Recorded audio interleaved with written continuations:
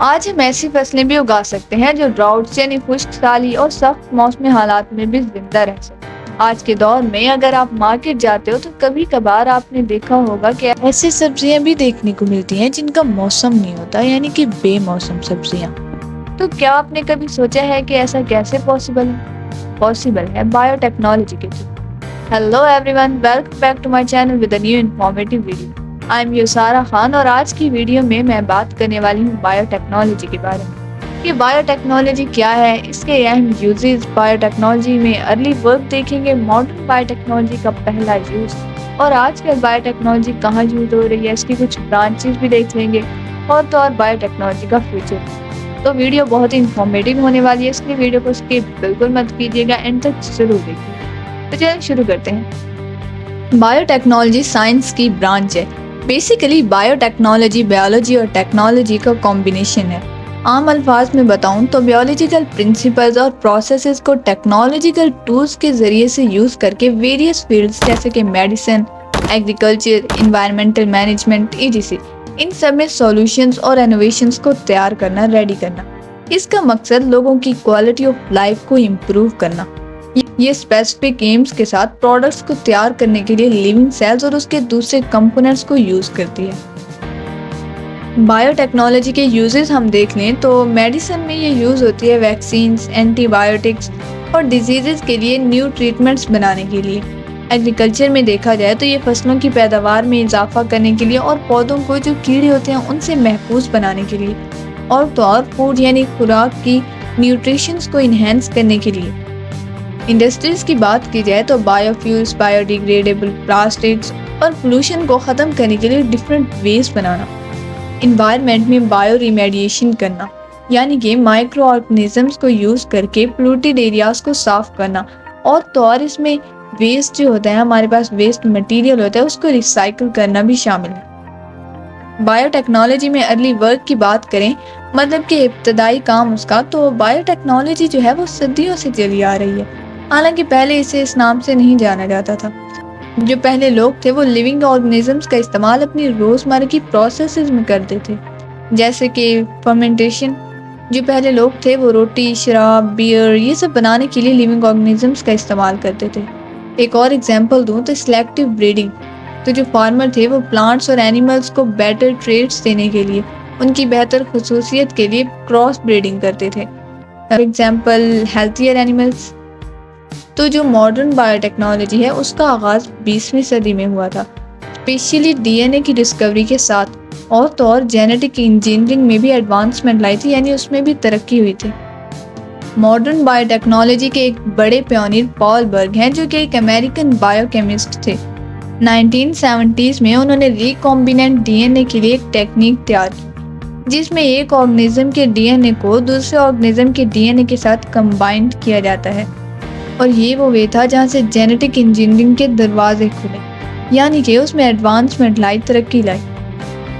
Then first use of modern biotechnology, مطلب کہ سب سے پہلے ماڈرن بایو ٹیکنالوجی کہاں یوز ہوئی تھی؟ ڈائبیٹکس کے پیشنٹس کے لیے انسولین کی پروڈکشن ماڈرن بایو ٹیکنالوجی کی پہلی اور موسٹ امپورٹنٹ اچیومنٹ تھی۔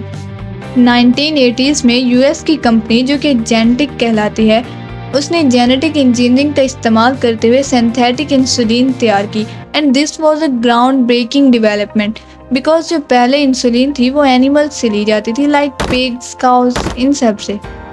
دین ہم کچھ سن کی بات کر لیتے ہیں، جس میں ڈفرینٹ سائنٹسٹ نے ڈفرینٹ چیزیں بنائی تھی۔ تو سب سے پہلے 1953 میں جیمس ویسٹن اور فرانسس کرک نے ڈی این اے کا اسٹرکچر ڈسکور کیا تھا، جہاں سے جینیٹک انجینئرنگ کی بنیاد رکھی گئی تھی۔